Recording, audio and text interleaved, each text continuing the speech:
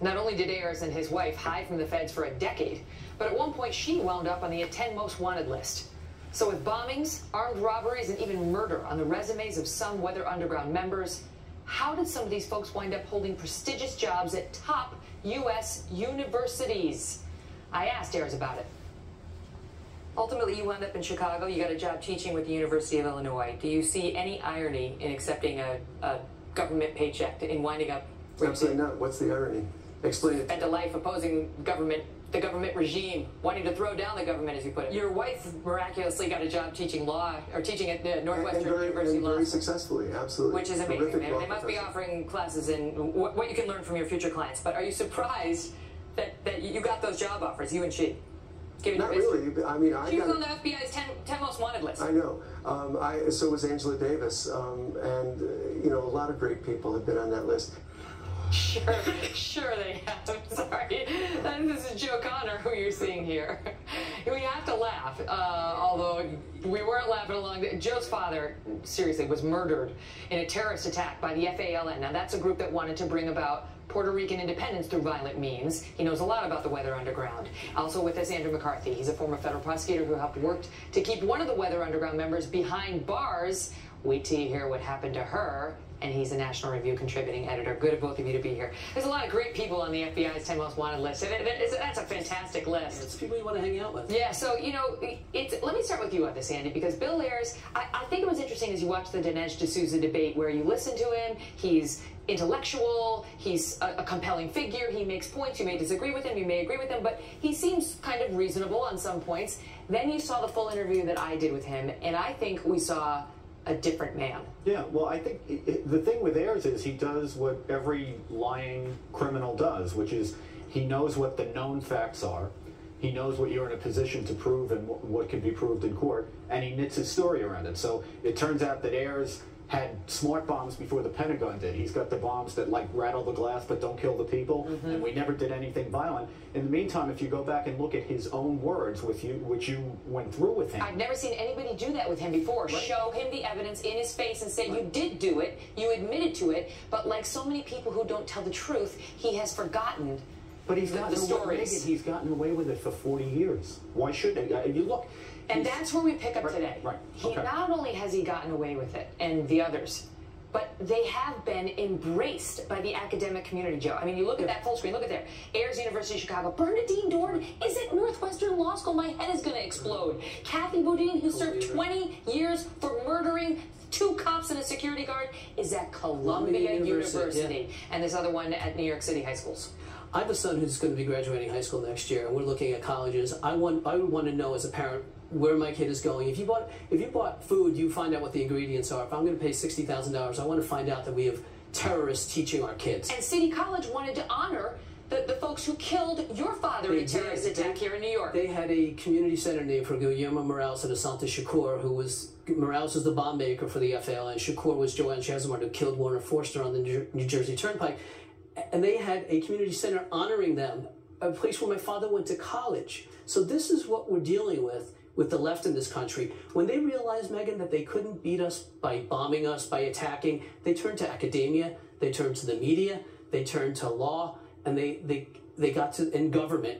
And now we've seen the result of that. It's been generational, it's been slow growth, but it's happened. That's what we have now. They're everywhere. I mean, when you look at where they wound up, they're at these prestigious universities. They are hobnobbing with future presidents. Yeah. It's insane when you think about the extent of their influence today. Except, Megyn, that the campus is where it all began. This is where the revolution grew up. This is where it started. This is where it grew out from. On the campus, they are iconic figures because the formative experience of people who now run the institutions of opinion, very much including the campus, are the Vietnam War, the anti-war protest, the Watergate scandal, the COINTELPRO, the domestic spying scandals and the like. They came to attach nobility to a war against the United States. And if you go back and read their own words, it was very much a war against the United States during which they wanted to mass murder Americans, not just rattle a bunch of glass. Why? But, people used to talk about Ayers and Obama, President Obama. Like, you need to pay attention to this. Why? Why is it relevant if they were only friendly, if he did an event in the living room? Why? Yeah. Would you associate, as a person, would you associate with a known terrorist? We're talking about our president. We're not talking about a local mayor. We're not talking about a friend. We're talking about the president of the United States associating himself with a known terrorist. And not only him. There's others in Chicago. There's Jose Lopez, Oscar Lopez's brother. We see that our president has been dealing with terrorists. How could we have fallen so low? I mean, it just boggles the mind. He didn't just know him. He endorsed him. He endorsed his book. Ayers wrote a book called A Kind and Just Parent. Obama said it was a searing and timely account. Talk about not Barack Obama, but Eric Holder, because he has an interesting role in all of this as well. Tell us. Well, sure. Holder was the Deputy Attorney General during the Clinton administration who engineered the FALN pardons that Joe's talking about. Pardoning the group that killed your father. Okay. Yes, right. And by the way, the audience should know, they weren't sitting in jail asking for a pardon. No, they didn't request it. The Clinton administration reached out to them through Eric Holder, who was helping them, and said, hey, how'd you like to get out of jail? And they said, oh, that would be great. Well, they didn't. At first, they didn't. They denied it for 30 days, and one of them, Oscar Lopez, who I mentioned before, denied it altogether.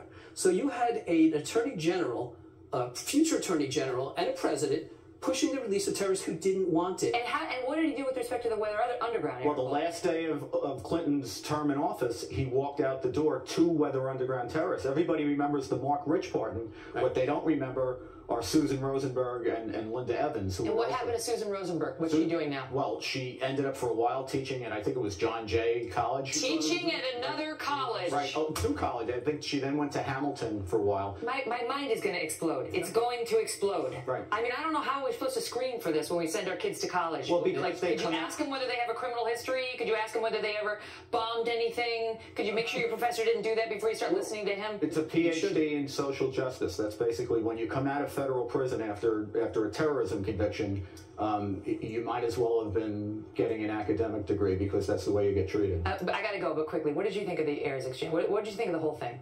I thought that he was a liar. I think he's a punk. I saw that face that a normal human being would say he obfuscated, he lied. He was just like every other terrorist. He blamed the Vietnam War for things. Justifying his own homicide, at least sociopathology, he denied the Vietnam War. Yeah, but there was an officer killed, and he was a member of that conspiracy that killed the officer. And then when he talked about being anti-war, he wasn't anti-war. He was anti-American winning the Vietnam War. Well, and that's what he was about. And sounds, as he said explicitly, not proud to be an American to this day. Guys, good to see you. Thanks for being here. My pleasure. Thank you. Well, when we talked to Ayers this week, we heard one thing over and over: blame it on Vietnam. This is all